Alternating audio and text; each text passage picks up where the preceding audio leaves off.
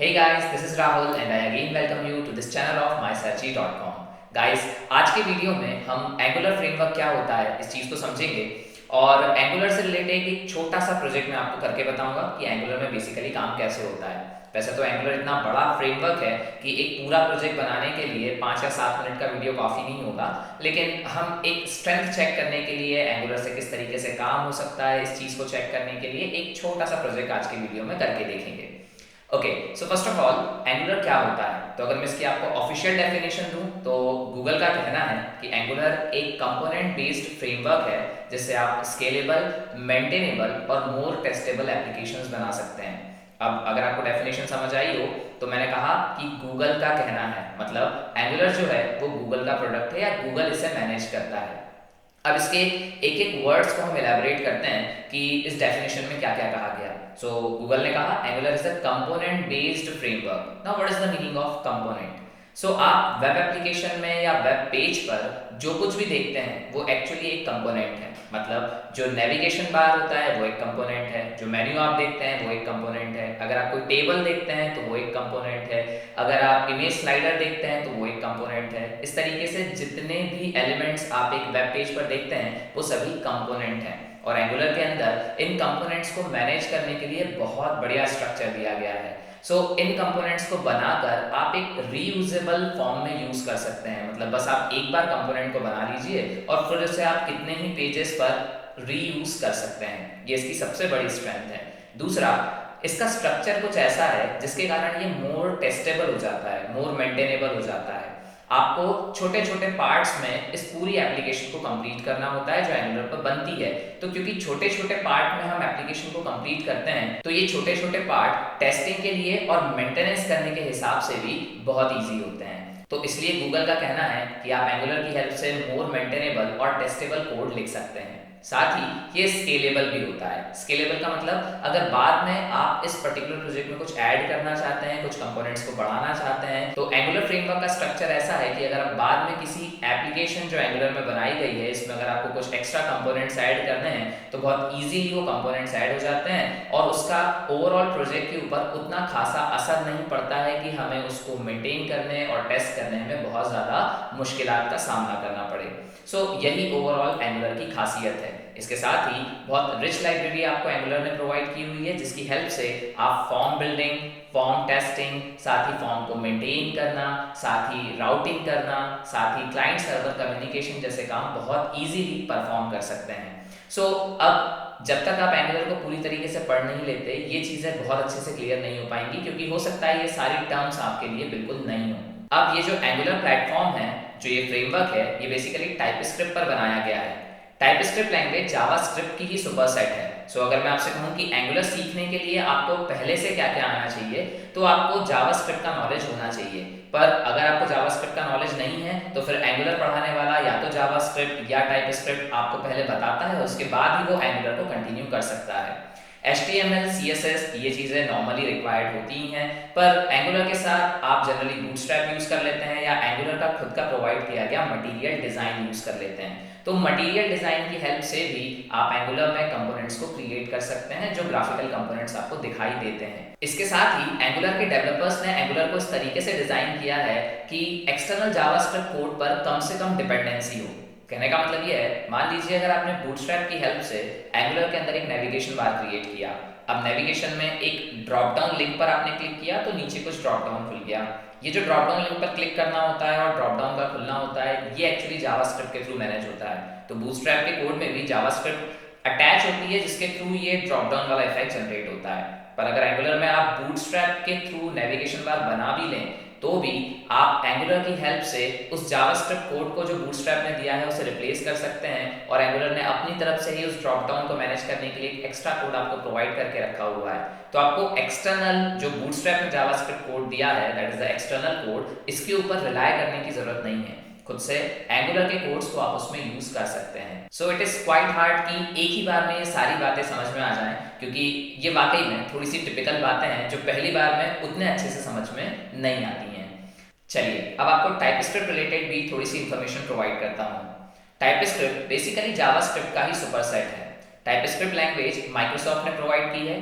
अगर developer context से बात करूं तो डेवलपर कंटेक्स्ट में टाइप स्क्रिप्ट आपको कुछ ज़्यादा फंक्शनैलिटी प्रोवाइड करती है जावास्क्रिप्ट के कंपेयर में। पर अगर अंडरलाइन स्ट्रक्चर की बात करूं तो टाइप स्क्रिप्ट पहले ट्रांसपाइल होती है जावास्क्रिप्ट में और फिर जावास्क्रिप्ट ही एक्चुअली ब्राउजर पर रन होती है। मतलब अगर आप ये कहें कि टाइप स्क्रिप्ट डायरेक्टली रन हो सकती है क्या ब्राउजर पे, तो नहीं। टाइप स्क्रिप्ट पहले ट्रांसपाइल होती है जावास्क्रिप्ट में और उसके बाद ही वो रन होती है। यहाँ पर टाइप स्क्रिप्ट का जावास्क्रिप्ट में कन्वर्जन ट्रांसपाइलेशन कहलाता है बेसिकली, इसलिए मैं वर्ड यूज कर रहा हूँ ट्रांसपाइल। बट हाँ, डेवलपर कंटेक्स्ट से आपको टाइप स्क्रिप्ट जावास्क्रिप्ट से थोड़ी बेहतर कोडिंग करने का अप्रोच प्रोवाइड करती है। ओके, सो ये कुछ बेसिक इन्फॉर्मेशन थी हमारे एंगुलर फ्रेमवर्क के बारे में। और एक और जो बहुत खास बात एंगुलर के बारे में बतानी रह गई है वो ये है कि एंगुलर आपको सिंगल पेज वेब एप्लीकेशन बनाने का मौका देता है। अभी सिंगल पेज वेब एप्लीकेशन क्या होती है, तो सिंगल पेज वेब एप्लीकेशन में आपके वेब पेज का पूरा कंटेंट एक बार में रीलोड नहीं होता, बल्कि जिस पर्टिकुलर पोर्शन को आप रीलोड करना चाहते हैं या रिफ्रेश करना चाहते हैं या जिस पर्टिकुलर पोर्शन का कंटेंट आप बदलना चाहते हैं, बस उतना ही पोर्शन हमारा बदलता है। आपका एंटायर पेज सर्वर से वापस फैच नहीं किया जाता, वापस वो पूरा का पूरा ब्राउजर पे लोड नहीं होता, बल्कि उस पेज का कोई स्पेसिफिक पार्ट ही हम सर्वर से वापस फैच करते हैं या लोकल स्टोरेज से उठा लेते हैं या किसी भी तरीके से, मतलब बदलाव करना है तो बदलाव किसी भी तरीके से हो सकता है, बस वो बदलाव पूरा का पूरा पेज पर ना होकर उसके एक स्पेसिफिक पार्ट पर होता है। और यही आपके एंगुलर की सबसे बड़ी खासियत है, जिसके कारण आपकी जो वेबसाइट है या वेब एप्लीकेशन है वो फास्ट एक्सेसिबल हो जाती है।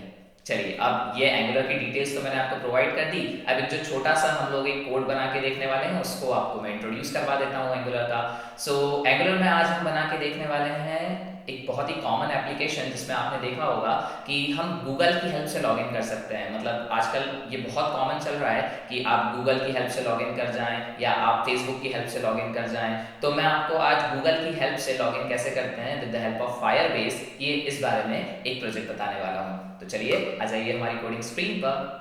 सो गाइस, इस प्रोजेक्ट को शुरू करने के लिए सबसे पहले जाइए आप firebase.google.com के ऊपर और फायरबेस के ऊपर यहाँ कहिए गेट स्टार्टेड। इसके बाद आप इस ऐड प्रोजेक्ट पर क्लिक करिए और एक नया प्रोजेक्ट यहाँ पर जनरेट कीजिए। जैसे मैंने यहाँ पर ये कुछ 5 प्रोजेक्ट्स क्रिएट करके रखे हुए हैं। अब मैं जो आपके सामने डेमोन्स्ट्रेट करने वाला हूँ वो है डेमो प्रोजेक्ट 2, इसलिए इस डेमो प्रोजेक्ट 2 पर मैं क्लिक करता हूँ। अब इस बने हुए प्रोजेक्ट में सबसे पहले आपको अपना विजुअल स्टूडियो कोड पर जो आप अपना एंगुलर प्रोजेक्ट बनाएंगे वो यहाँ पर रजिस्टर करना होगा। उसके लिए आप इस ऐड ऐप पर क्लिक करिए और ये जो वेब वाला सिंबल आपको दिखाई दे रहा है यहाँ पर, इस पर क्लिक करके अपने उस पर्टिकुलर वेब एप्लीकेशन को यहाँ पर रजिस्टर कर लीजिए। अब जब आप प्रोजेक्ट को ऐड कर लेंगे तो उसके बाद फिर आपको इस प्रोजेक्ट ओवरव्यू में जाकर यहाँ पर प्रोजेक्ट सेटिंग में अपना जो एप्लीकेशन, वेब एप्लीकेशन जो आपने इस पर्टिकुलर प्रोजेक्ट के साथ एसोसिएट की है वो यहाँ पर दिख जाएगी। और आपके विजुअल स्टूडियो कोड में या आपकी वेब एप्लीकेशन में बेसिकली हम इस फायरबेस को यूज कर सकें, इसलिए ये जो कॉन्फ़िगरेशन की डिटेल है यहाँ से कॉपी करके आपको एनवायरनमेंट वाली फाइल में पेस्ट करनी होगी। तो यहाँ से इस पूरी इंफॉर्मेशन को यहाँ से कॉपी करिए और कॉपी करके आपके वेब एप्लीकेशन के इस environment.ts फाइल में इस तरीके से पेस्ट कर दीजिए। सो यहाँ पर मैंने यूज किया है FB, आप इसका नाम कुछ भी रख सकते हैं। मैंने यहाँ पर फायरबेस को डिनोट करते हुए नाम रखा है FB कोलन और इन ब्रेसेस के अंदर मैंने वो पूरा डेटा कर दिया है पेस्ट। ओके, नाउ आपको appmodule.ts के अंदर यहाँ पर इंपोर्ट्स एरे में एंगुलर फायर मॉड्यूल को इंपोर्ट करना होगा और साथ ही आपकी ऐप को इनिशियलाइज करना होगा with the method initialize app.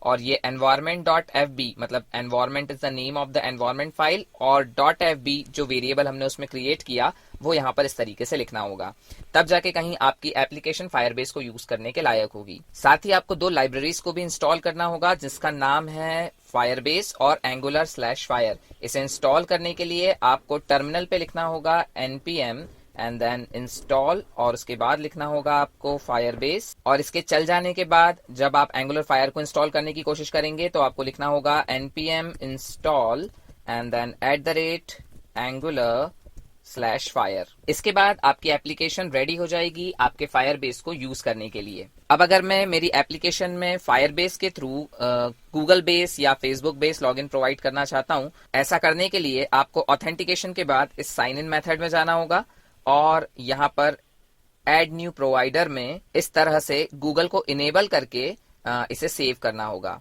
सो इस तरीके से जब आप फायरबेस पर ऑथेंटिकेशन के लिए गूगल को इनेबल कर देंगे तो हम अब हमारी एप्लीकेशन से गूगल बेस लॉगिन परफॉर्म कर सकते हैं।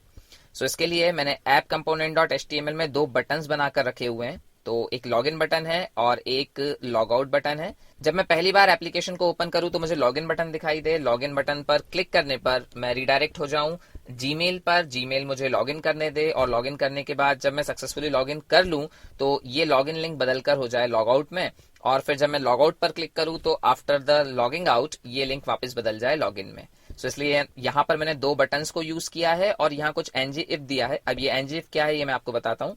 साथ ही इन दोनों बटनों की मैंने यहाँ पर इवेंट हैंडलिंग भी कर ली है कि जब इस बटन पे क्लिक करूँ तो लॉगिन मेथड कॉल हो और जब इस बटन पर क्लिक करूँ तो लॉग आउट मेथड कॉल हो। ये लॉगिन और लॉग आउट मेथड मैंने इस app component dot TS file के अंदर डिफाइन किए हुए हैं। This is the login and this is log out. इस particular app component dot TS में मैंने दो चीजों को और इंपोर्ट किया हुआ है। एक है एंगुलर फायर ऑथ जो इस पैकेज से बिलोंग करता है और एक है ऑथ जो इस फायरबेस पैकेज से बिलोंग करता है। अब मैंने इस एंगुलर फायर ऑथ के ऑब्जेक्ट को यहाँ इस कंस्ट्रक्टर में इंजेक्ट करवा दिया है। ये डिपेंडेंसी इंजेक्शन मैकेनिज्म है बेसिकली जो हमारा एंगुलर फॉलो करता है।